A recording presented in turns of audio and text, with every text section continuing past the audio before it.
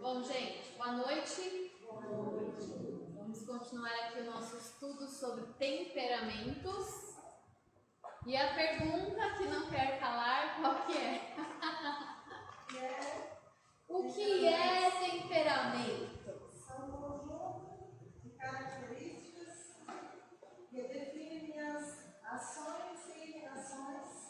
Nascemos com ela, Deus nos deu. Muito bem, olha só como é bom a insistência na pergunta, né? Porque vai fixando e a gente vai aprendendo, né? Pela repetição. Então, o temperamento é um conjunto de características com as quais nós nascemos, porque Deus nos deu, e que vai determinar as nossas ações e as nossas reações diante de situações e diante de pessoas, certo? Muito bem. E a gente viu também que nós somos formados, isso aqui é uma revisão, né? Toda vez, em toda aula eu vou revisar para a gente fixar todos os termos, os conceitos, para a gente nunca mais esquecer, tá? Então, nós vimos aqui que nós somos formados por espírito, alma e corpo. Nós somos um espírito que tem uma alma e que habita num corpo. E a gente viu que a gente pode ter um temperamento em cada área dessa que compõe as nossas vidas. Então, a gente pode ter um temperamento na área da inclusão, que é a área do espírito, um temperamento na área de controle, que é a área da alma, e um temperamento na área do afeto, que se refere ao nosso corpo. A inclusão, o temperamento que a gente tiver aqui na inclusão, vai determinar como eu me relaciono com Deus e como eu me relaciono com as pessoas socialmente. O temperamento que eu tiver nessa área do controle vai determinar como eu me comporto nos meus estudos, no meu ambiente de trabalho, no ministério, na igreja, né? E o temperamento na área do afeto vai determinar como eu me relaciono com as pessoas, o quanto eu expresso e o quanto eu desejo de afeto. Né? Cada temperamento tem uma particularidade também nessa área. Nós vimos que existem 5 temperamentos, né? Que é o melancólico, o colérico, o sanguíneo, o fleumático e o supina. E que nós podemos ter até 3 temperamentos, um em cada área, ou o mesmo temperamento em todas as áreas, que é algo muito raro isso acontecer, que é um temperamento puro, né? O mesmo em todas as áreas. Ou a gente pode ter 2 iguais aqui, um diferente aqui, 2 iguais aqui, um diferente aqui.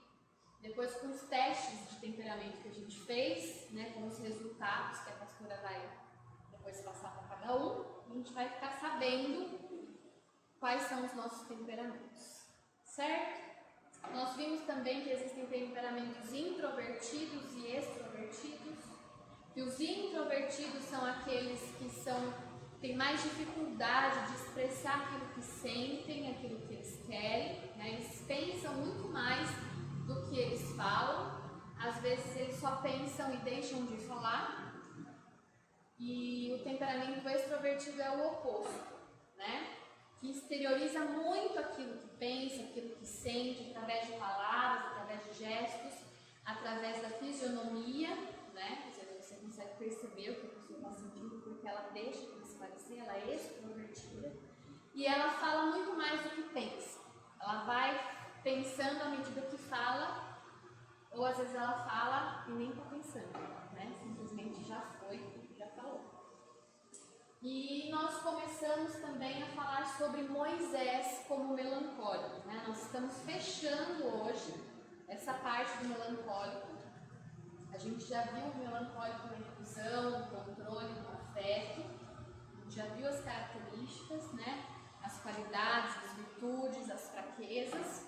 E agora nós estamos vendo todas essas, algumas, né? Todas não, mas algumas dessas qualidades, algumas dessas fraquezas em Moisés, um personagem da Bíblia que foi melancólico, né? Então nós estamos estudando Moisés, as características do melancólico no personagem Moisés. E na semana passada a gente viu 3 dessas características. Então a gente já viu Moisés como talentoso, A gente já viu Moisés como abnegado, que é disposto a se sacrificar. E a gente já viu Moisés com complexo de inferioridade, que é uma das características que acompanha o temperamento melancólico. E a gente viu também que Deus, como a gente viu aqui na definição de temperamento foi criado por Deus, né? A gente nasce com essas características no momento que a gente existe. A gente já nasce com essas características. Aí você pode perguntar, mas Lívia, Deus fez também os nossos defeitos? Deus também fez as nossas fraquezas? O que vocês me respondem sobre isso? Ele entrou depois do pecado. Muito bem, queridos. As fraquezas, elas entraram em nós quando o homem pecou. Né? Quando Adão e Eva pecaram, as fraquezas eles começaram a fazer parte do ser humano. Não foi Deus que criou as fraquezas. Deus nos criou plenamente em virtudes. Mas o pecado entrou e as fraquezas entraram também. E a gente também viu como que a gente pode trabalhar as fraquezas do nosso temperamento.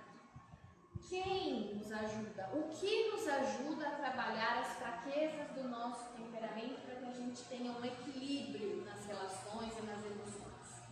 O Espírito Santo. Muito bem. Gente, vocês estão, ó. Parabéns. Estão aplicados, né?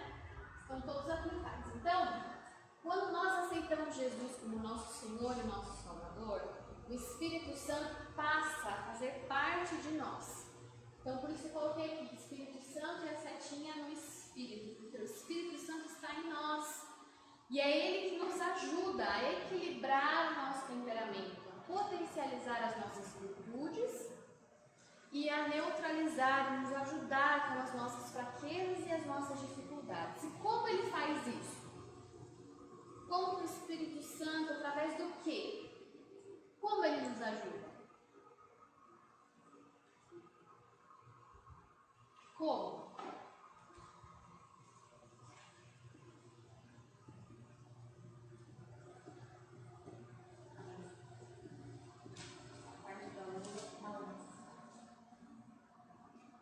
Como Ele nos ajuda? Então, o que é? O que está em Gálatas 5:22? O fruto do Espírito Santo. Muito bem.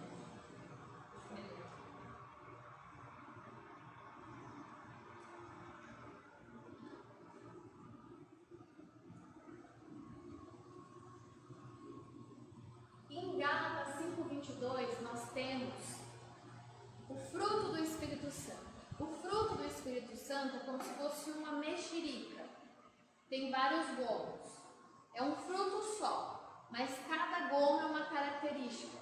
Então, quando você vai lá em Gálatas 5:22, você vê amor, paz, longanimidade, bondade, benignidade, mansidão, domínio próprio, alegria. E mais um. Mansidão, benignidade, bondade, domínio próprio, longanimidade, paz. São 9 características. E todas essas características que o Espírito Santo tem no fruto que está em nós, nos ajuda naquilo que nos falta. Então, o melancólico, por exemplo, ele tem a tendência à melancolia, a tendência à tristeza.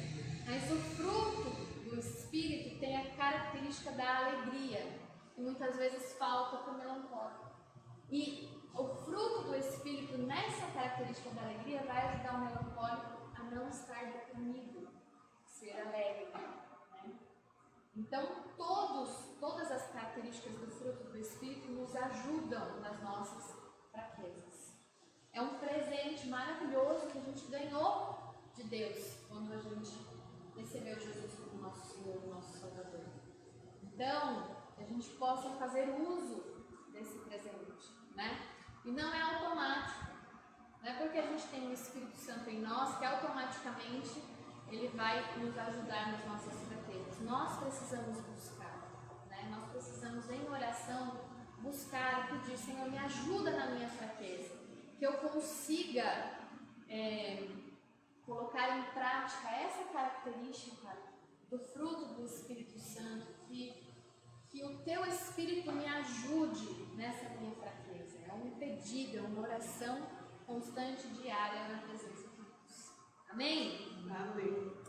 Então foi uma pequena revisão aqui de tudo aquilo que a gente já viu até agora, mais ou menos, né?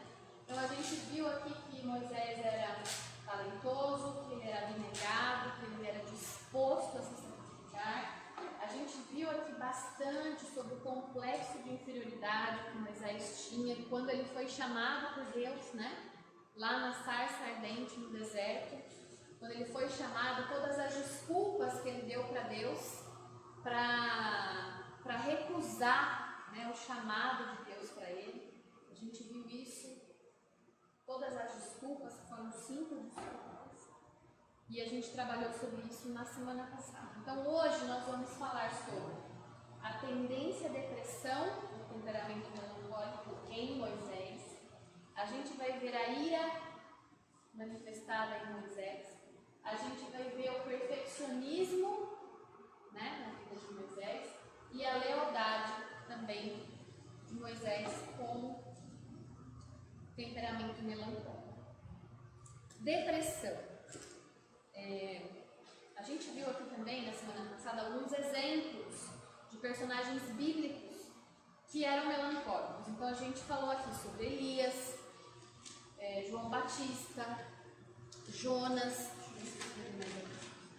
Jeremias, Isaías, né? O ministério de profeta geralmente é acompanhado pelo temperamento melancólico, justamente por essa facilidade deles serem sensíveis ao mundo espiritual, a Deus, né? Então a gente viu aqui também várias vezes, né? A gente comentou que cada um de nós temos o temperamento ideal para exercer o nosso chamado, o nosso ministério, a nossa vocação profissional. Então, Deus fez cada um do jeitinho que é para exercer aquela missão que tem para cumprir na terra. Então, um temperamento não é melhor do que o outro. Todos são bons, porque todos foram criados por Deus. Amém? Muito bem. Então, agora a gente vai ver, a gente está vendo a depressão, né? Então, a tendência do temperamento melancólico é se deprimir com facilidade. Porque a gente comentou aqui que o melancólico, ele é muito idealista, ele fica no mundo das ideias, ele pensa demais, ele pensa muito mais do que ele executa. Ele pensa e tem medo de executar, então ele fica no mundo das ideias. E da mesma maneira que muitas vezes ele tem pensamentos bons, pensamentos positivos, e ele fica ali pensando sobre coisas boas, projetos bons, quando ele não está bem, principalmente quando ele não tem o Espírito Santo, quando ele não tem Jesus, né, para ajudar ele nesse equilíbrio, ele tem a tendência de ficar ruminando pensamentos negativos.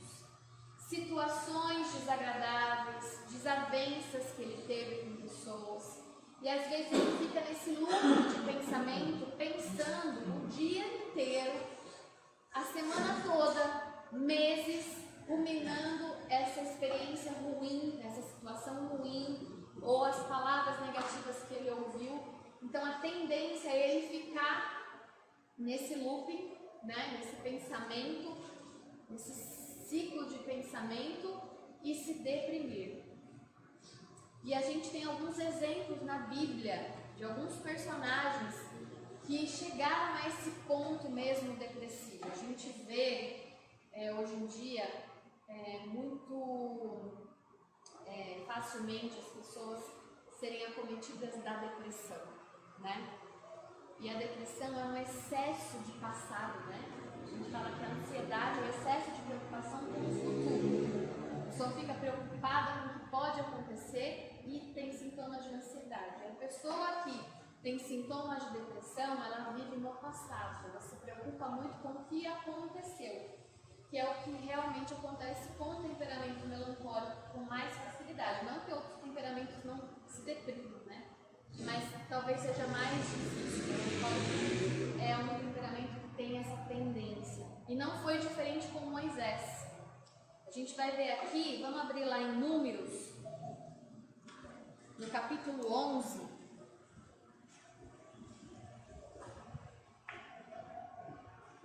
Números, capítulo 11.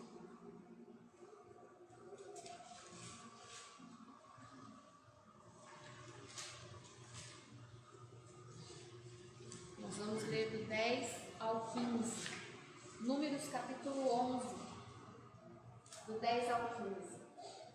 Moisés, como um bom melancólico, ele também tinha tendência a se deprimir. E é interessante também a gente relembrar que, assim como nós, Moisés ele só foi produtivo quando ele se permitiu ser guiado por Deus.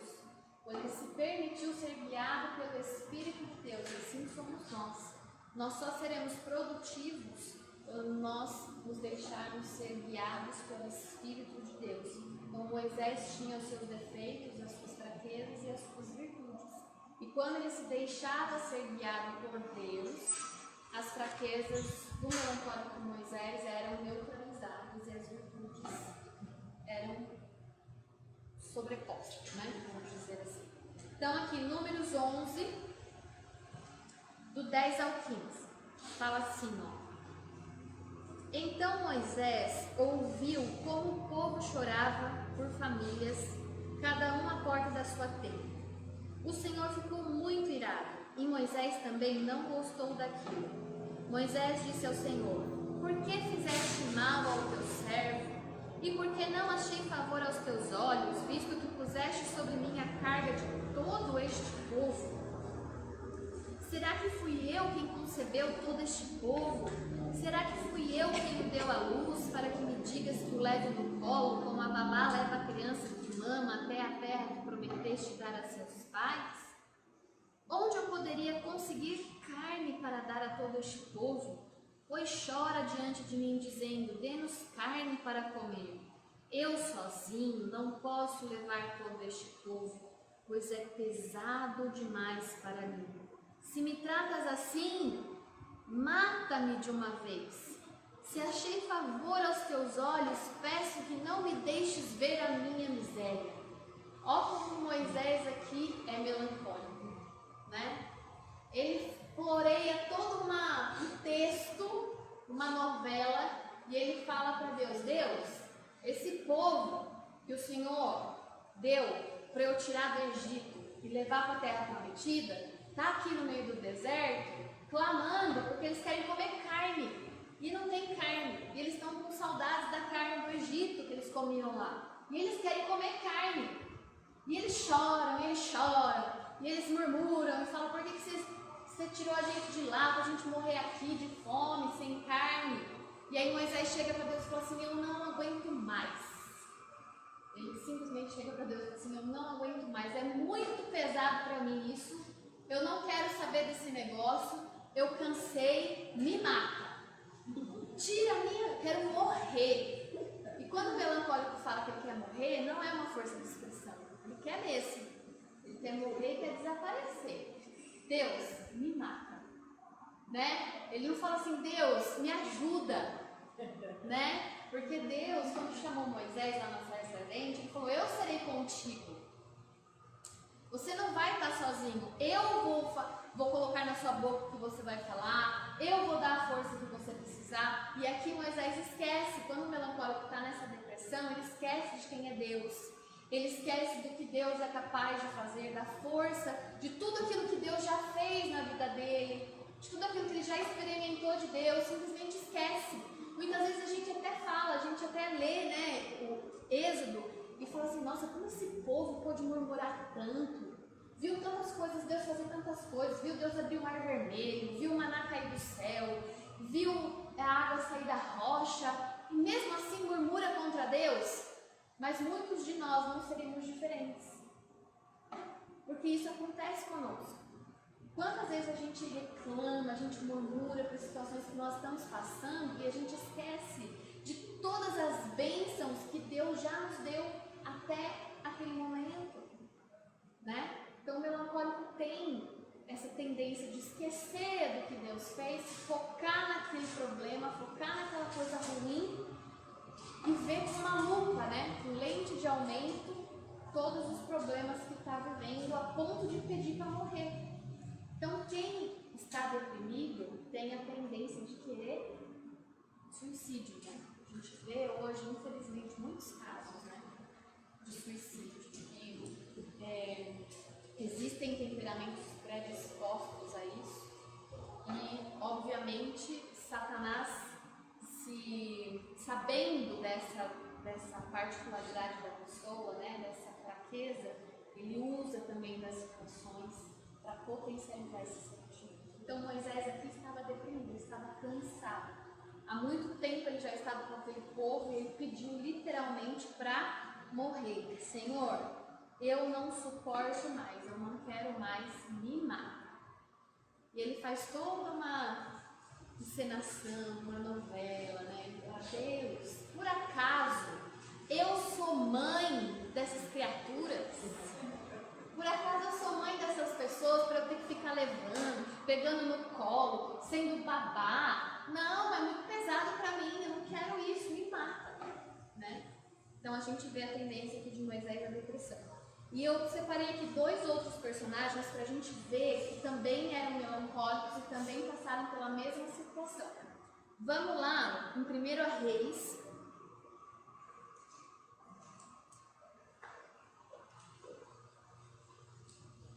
Depois de 2 Samuel, 1 Reis,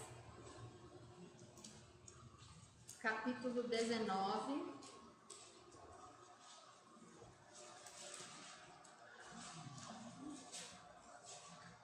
Nós vamos ver sobre Elias.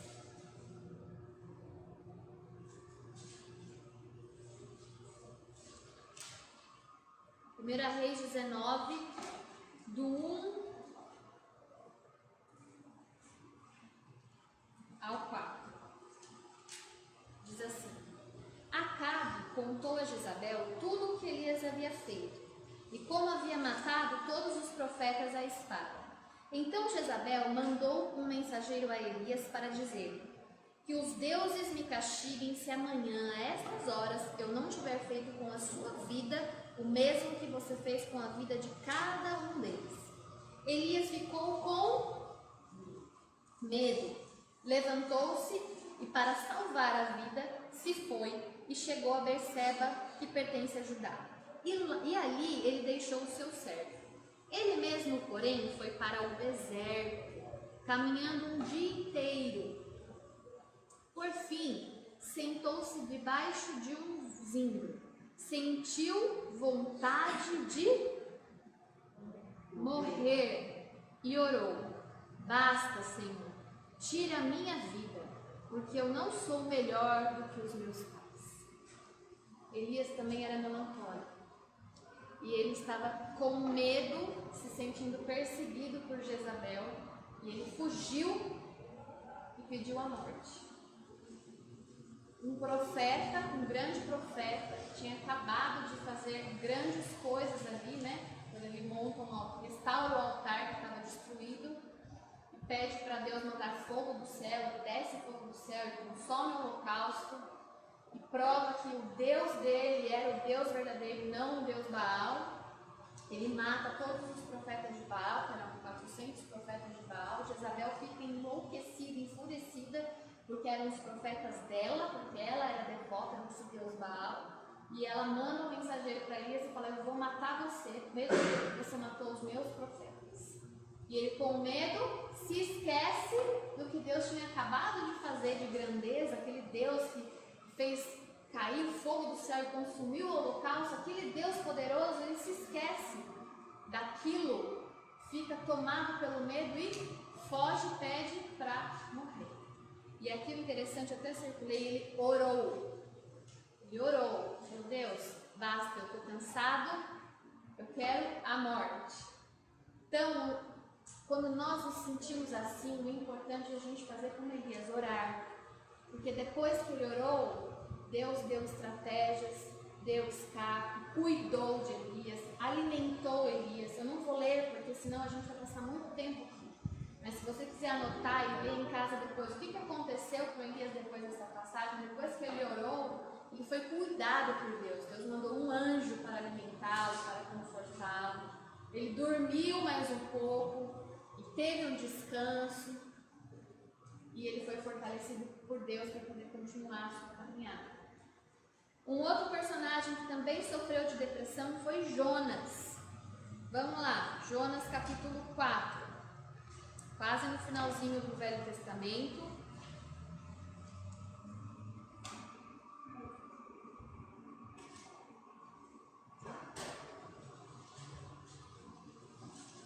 Jonas 4, do 1 ao 3. Jonas também provavelmente tinha um temperamento melancólico e ele também pede para morrer. A história de Jonas, acho que a grande maioria conhece, né? Ele foi levantado por Deus para ser profeta em Nínive, para falar para Nínive que se aquela cidade não se consertasse perante Deus, ela seria destruída. E ele não queria ir. Lembra que a gente comentou que o melancólico tem um problema de assumir responsabilidades, porque ele acha que ele não vai dar conta? Assim como Moisés deu desculpas, Jonas também. Mas Jonas pegou um navio por um sentido contrário. Ia para outro lugar e não para Nínive. E aquele navio estava quase naufragando e ele foi arremessado no mar porque descobriram que era ele que estava contra a vontade de Deus. Então, para aquele navio não naufragar, ele foi lançado no mar, foi engolido por um peixe grande. A gente fala baleia, mas a gente não sabe se é uma baleia. Provavelmente não. Teria que ser um peixe muito maior. E ele foi engolido por esse peixe. Esse peixe levou ele até onde ele deveria ir, que era Nínive. E lá ele foi e começou a falar para a cidade que brevemente eles seriam eliminados porque a imoralidade, a corrupção, eles estavam fazendo coisas que não estavam agradando o coração de Deus. E ele profetiza, e ele fala, e ele vai até o cume do monte, né, o cimo de um monte, em cima de um monte, ele fica sentado, observando embaixo a cidade, porque ele queria ver a destruição da cidade. Esse povo, na cabeça de Jonas, ele falava assim, esse povo merece morrer, eles estão mesmo fazendo tudo errado, né? Como um bom melancólico, né? Crítico. Merece morrer, está fazendo tudo errado. Dei o recado de Deus, agora vou sentar aqui e vou ver essa cidade ser destruída. Só que aconteceu o contrário. Ele deu a mensagem de Deus e o povo de Nínive se arrependeu. Até o rei de Nínive se arrependeu, proclamou um jejum. Nem os animais comiam. Interessante que eu li esse texto hoje e é isso, né? Os animais não podiam beber, não podiam comer, até os animais fizeram um jejum naquela cidade. Tamanho medo de serem destruídos, né? E Jonas ali, e ele ficou irado por causa disso, porque ele queria que a cidade fosse destruída. E aí aqui, ó, no capítulo 4, do 1 ao 3, fala assim, mas Jonas ficou muito aborrecido e com raiva. Ele orou ao Senhor e disse, Senhor, não foi isso que eu disse estando ainda na minha terra? Por isso me adiantei fugindo para Tarsis, pois sabia que tu és Deus bondoso e compassivo, tardio em irar-se e grande em misericórdia, e que mudas de ideia quanto ao mal que anunciaste. Agora, Senhor, peço que me tires a vida, porque para mim é melhor morrer do que viver. Outro personagem que pediu a morte. Estava entristecido, enraivecido, falou, me mata. Dramático, melancólico é dramático. A gente viu Moisés, a gente viu, minha mãe tá rindo ali, que ela lembrou quando eu era pequena e ela me batia, porque eu tinha feito alguma arte, eu gritava na janela, isso, mata mesmo, para os vizinhos todos saber que eu tava sendo ameaçada de morte pela minha mãe. Um drama, né?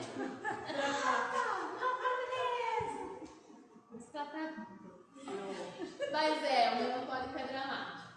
E aqui Jonas fez a mesma coisa. E foi lindo que Deus mostrou para Jonas né, algo na prática, né? Ele estava lá sentado em cima da montanha e Deus fez nascer uma árvore grande para fazer sombra para ele. A árvore cresceu e ele estava lá na sombra, porque estava muito quente, Deus colocou a árvore. E aí depois, no outro dia, Deus fere a árvore com um verme, uma peste lá, um bicho.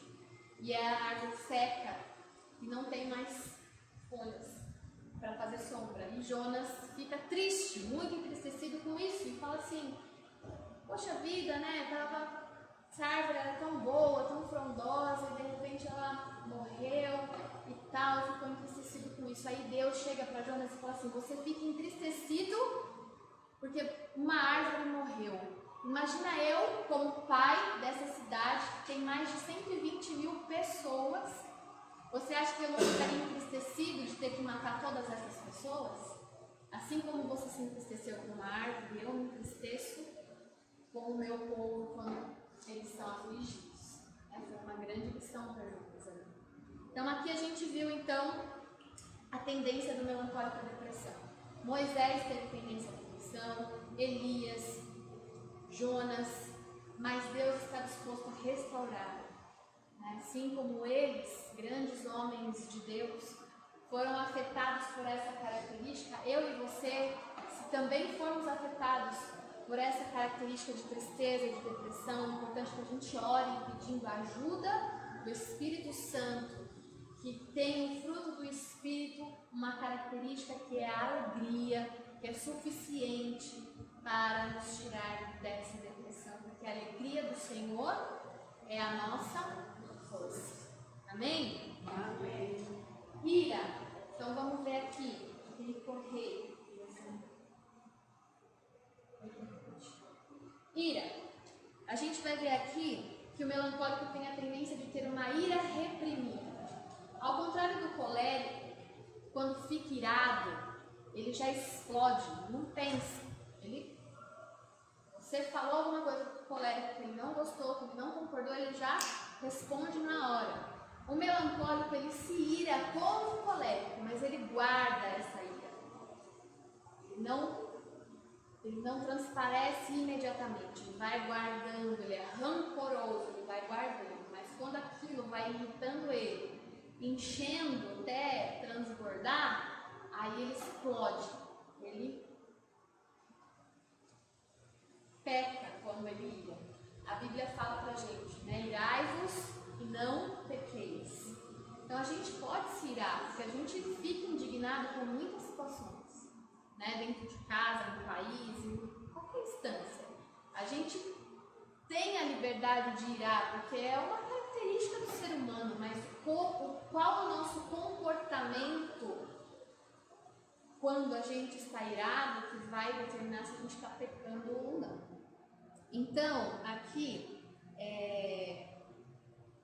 a gente vai ver a ira na vida de Moisés que fez com que ele não fosse capaz de entrar na terra prometida.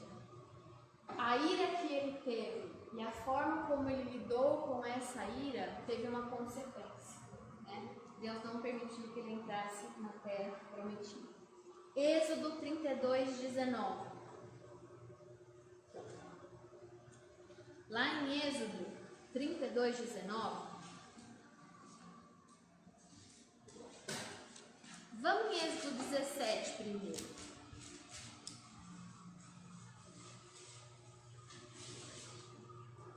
Depois eu falo. Vamos em Êxodo 17, do 1 ao 5. Aqui, o povo de Israel estava ali no deserto, caminhando para a terra prometida, estava com sede, eles estavam no deserto, eles não tinham mais água. Então, imagina você caminhando no deserto, aquele sol escaldante, aquele calor, e você com sede, e o povo não tinha água. E aí eles vão até Moisés e falam: a gente está com sede, a gente não tem água, você tirou a gente de lá para morrer de sede aqui no deserto. E aí Moisés vai falar com Deus.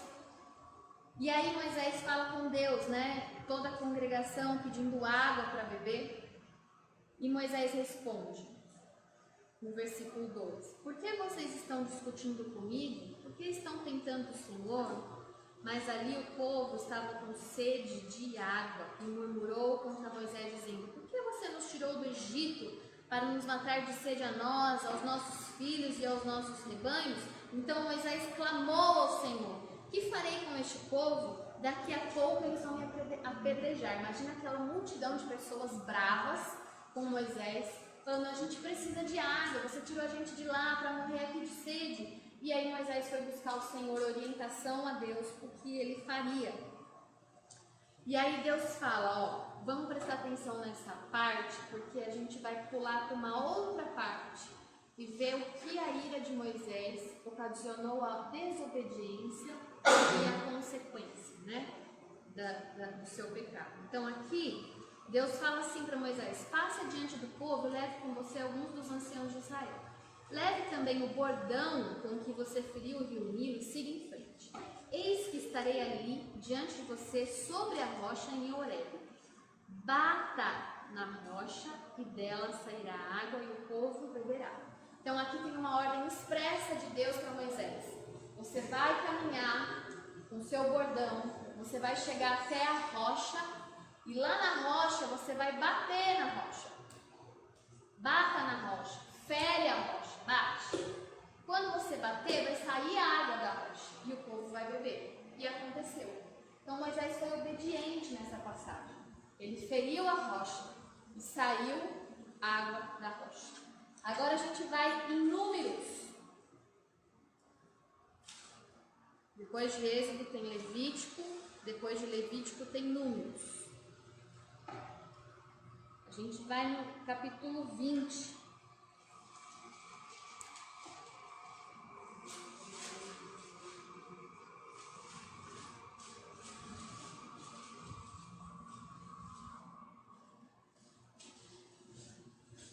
E aqui no capítulo 20 de Números é uma outra situação, um outro momento no deserto, que o povo está com sede novamente. E o povo novamente vai diante de Moisés e fala: Moisés, estamos com sede, vamos morrer de sede, por que você trouxe a gente aqui? Aquela coisa, né? E aí Moisés ora a Deus. E Deus fala com Moisés de novo, versículo 8 do capítulo 20. Fala assim, pegue o seu bordão e ajunte o povo. Você e Arão seu irmão. E diante do povo, falem a rocha. Aqui era uma outra ordem. Ele não falou, naquele Êxodo 17, Deus falou para Moisés ferir a rocha. E aqui Deus estava falando para Moisés falar com a rocha. Fale a rocha e ela dará sua água. Assim vocês tirarão a água da rocha e darão de beber à congregação e aos animais. Era uma ordem simples, mas Moisés estava irado com o povo. Eram muitos dias, muito tempo, aquele povo reclamando na orelha dele. Aquilo foi acumulando em Moisés, a ira foi acumulando. E o que ele fez? Vamos ler. 9. Então Moisés pegou o bordão que estava diante do Senhor, como este lhe havia ordenado. Até aqui ele obedeceu. Ele pegou a vara. Moisés e Arão reuniram o povo diante da rocha. Então Moisés disse ao povo: agora escutem, rebeldes. Deus não falou para ele falar isso, mas ele estava irado e ele foi fazer do jeito dele. Escutem, rebeldes, será que teremos de fazer com que saia água desta rocha para vocês? Moisés levantou a mão e feriu a rocha 2 vezes. Tipo assim, é a água que vocês querem? Cambada de povo rebelde. Então é a água que vocês vão ter. Ele fere a rocha 2 vezes. Deus não falou para ele ferir a rocha, Deus falou para ele falar a rocha. E aqui é muito interessante, porque tudo no Antigo Testamento remete a Jesus Cristo, remete ao Novo Testamento. E a rocha é simbolizada por Jesus. Jesus é a nossa rocha. Então, quando Moisés fere a rocha na primeira vez, ele faz uma alusão a Jesus crucificado. Jesus foi ferido na cruz. E dele saiu água, né? Foi ferido na cruz. Quando Deus fala para Moisés falar a rocha na segunda vez, é como se Jesus já tivesse sido crucificado e ferido, e agora ressurreto, você pode falar com Jesus e Jesus te responde. Não era para ferir de novo a rocha, Jesus já tinha sido crucificado na simbologia. E ele foi lá e feriu a rocha 2 vezes, com raiva. Né? Fez errado porque era para falar com a rocha, não era para ferir. E ainda feriu 2 vezes com raiva. E isso lhe custou a entrada na terra prometida. Então nós temos que ter consciência do que nós fazemos quando nós estamos irados. Por isso que é muito importante, no momento de ira, no momento de nervoso, não responder, não falar nada. Alguém te mandou um e-mail, você não gostou, respira fundo, responde depois, no outro dia, quando você estiver mais calmo, mais tranquilo. A pessoa está falando com você silêncio, é difícil, mas peça para o Espírito Santo te ajudar, porque muitas vezes a consequência da nossa ira gera resultados catastróficos, principalmente nos relacionamentos familiares, né? E dependendo do temperamento que está envolvido ali, custa para aquela ferida ser sarada, né? Ser refeita. Então, feriu a rocha 2 vezes com seu bordão. Saíram muitas águas e a congregação e os seus animais beberam. Mas o Senhor disse a Moisés e Arão: porque não creram em mim para me santificarem diante dos filhos de Israel, vocês não farão entrar este povo na terra que lhe dei. Olha a consequência que Moisés colheu através dessa desobediência. Quando a gente ira e a gente peca com a nossa ira, nós estamos desobedecendo ao Senhor. E a desobediência gera consequências, né? Deus nos perdoa. Moisés não deixou de ser amado por Deus por essa falha, né, que ele teve. Assim como nós não deixamos de ser amados por Deus com a falha que nós temos muitas vezes, mas nós certamente colheremos as consequências dos nossos atos. Lá em Efésios, não precisa abrir, eu vou ler aqui, Efésios 4, 26 e 27, diz assim, fiquem irados e não pequem. Então a proibição não é não irar. Eu não posso ficar bravo. Eu estou pecando, eu não posso ficar com raiva, eu não posso ficar bravo. Não, você pode se irar. Você não pode pecar. Fiquem irados e não pequem. Não deixem que o sol se ponha sobre a ira de vocês, nem deem lugar ao diabo. Então, nós oramos e pedimos para Deus: Senhor, me ajuda a processar essa raiva, a processar essa ira, de modo que eu não fira outras pessoas. Ok? Então, a ira, mais uma característica que a gente viu aqui de Moisés. Perfeccionista. Vou passar rapidinho para não tomar muito tempo. Perfeccionismo. A gente viu aqui que o melancólico ele é perfeccionista, que ele gosta das coisas muito bem feitas, nos seus mínimos detalhes, e que o perfeccionismo ele tem 2 lados. Ele tem um lado positivo e ele tem um lado negativo. Quando a pessoa não está em equilíbrio, o perfeccionismo vai ser prejudicial para essa pessoa. Mas quando ela está em equilíbrio, o perfeccionismo vai ser positivo, porque ela vai fazer as coisas bem feitas. Então, o perfeccionismo de Moisés, ele possibilitou que ele assimilasse os detalhes das leis. A gente vê aqui em Êxodo, Levítico, Números, muitas leis estabelecidas, leis cerimoniais, leis sacerdotais, leis morais, para poder conduzir aquele povo. Eram milhões de pessoas, então eles precisavam de regras. Como ele era perfeccionista, ele elaborou, com a ajuda de Deus, todas essas leis e essas regras para o povo, para que pudesse ter harmonia, né, naquela multidão, naquela comunidade. E mais um detalhe aqui é que Moisés ele recebe de Deus todos os detalhes da construção do tabernáculo, as medidas, os tipos de materiais a serem usados para construir o tabernáculo, que é uma obra de arte.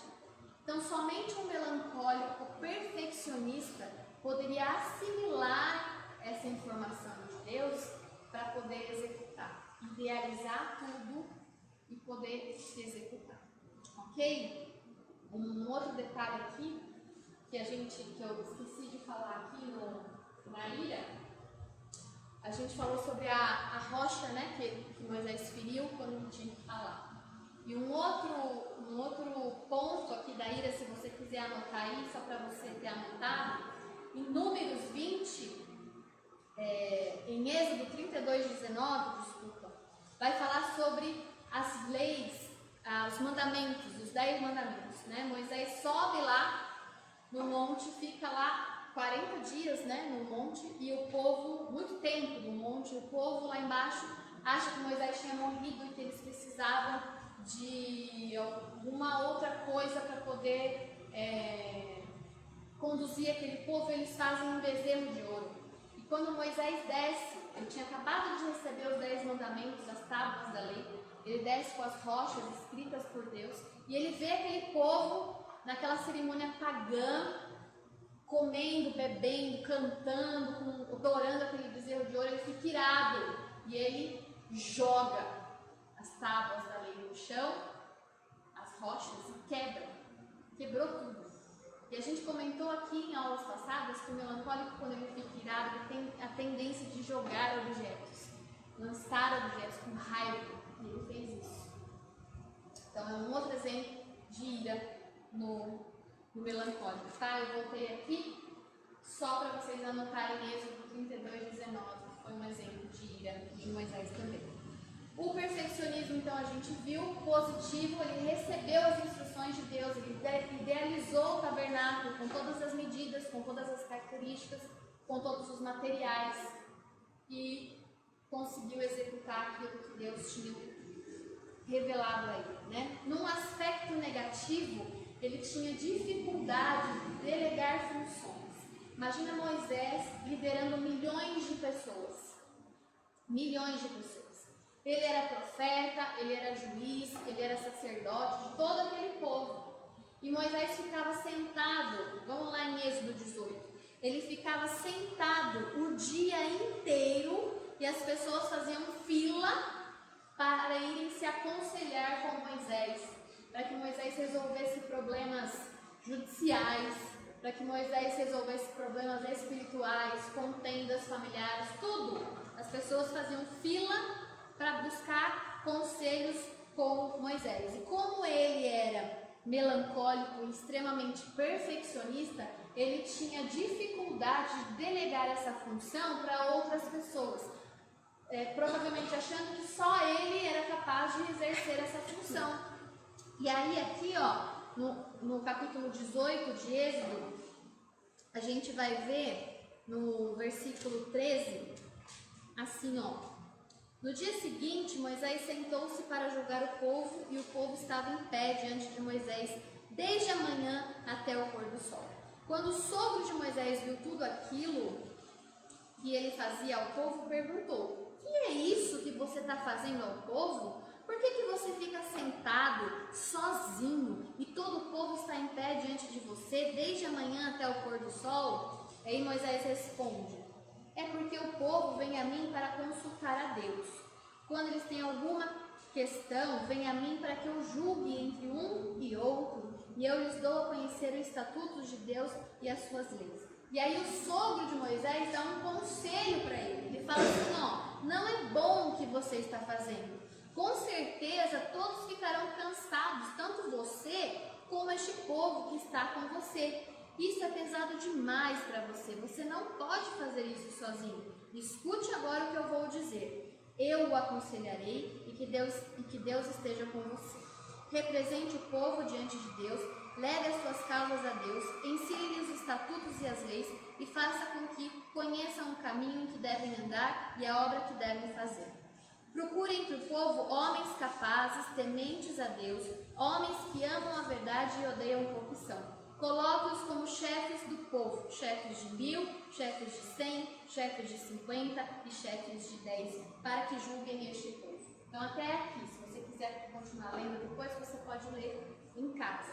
Então, Moisés ficava o dia inteiro sentado e o povo fazia fila de manhã até o pôr do sol. Moisés não fazia mais nada. Ele ficava lá, se desgastando, olha aqui, ó, se sacrificando, disposto a se sacrificar. Para quê? Para ajudar o povo. A intenção dele era boa, mas o perfeccionismo dele estava matando ele, porque era uma coisa que era muito cansativo para ele e para o povo. E aí vem o sogro e fala assim: não é bom isso que você está fazendo, você precisa delegar funções. Separe homens, separe pessoas que sejam tementes a Deus e instrua essas pessoas, treine essas pessoas para estarem no seu lugar, chefes de 1000, chefes de 100, chefes de 50, para você dividir o fardo, dividir a sobrecarga.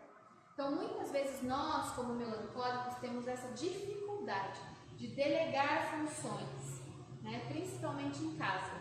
Muitas vezes, só eu sei fazer, deixa que eu faço, e você fica lá o dia todo naquele trabalho, porque você acha que só você é capaz de fazer. Assim como também no trabalho, você não delega funções que você acha que só você sabe fazer, ou que só você sabe fazer bem feito, e acaba se sobrecarregando por conta do perfeccionismo, certo?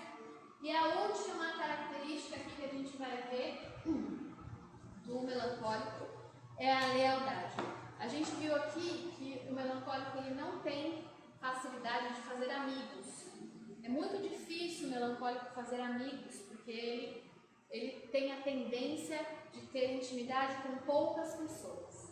Mas os amigos que o melancólico faz têm a lealdade e a fidelidade do melancólico.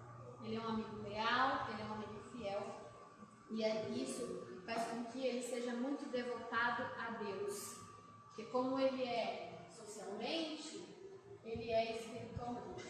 Então ele é devoto a Deus. Ele tem facilidade de estar na presença de Deus. Então a gente vê na Bíblia, a respeito da vida de Moisés, que ele tinha facilidade de estar na presença de Deus, orando a Deus, buscando a presença de Deus. Ele era leal, ele buscava a Deus, por causa dessa intimidade com Deus, ele orava e Deus respondia. Né? À medida que Moisés andava com Deus, o povo também andava com Deus. Isso vale para mim e para você. À medida que nós andamos com Deus, toda a nossa família também tem a tendência de andar com Deus, né? Nós fazemos a diferença. A Bíblia, ela nos mostra o sucesso e o fracasso do ser humano quando ele é guiado por Deus e quando ele é guiado por sua natureza pecaminosa. Então isso vale para nós.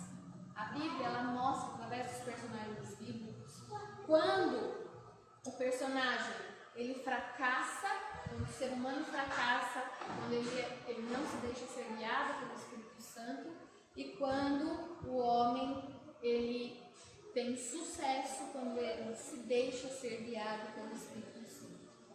E ao invés, a Bíblia também nos mostra, nos estuda aqui sobre o melancólico, que ao invés de nós remoermos as nossas fraquezas, nós precisamos agradecer a Deus pelo seu poder e confiar nele para a nossa transformação.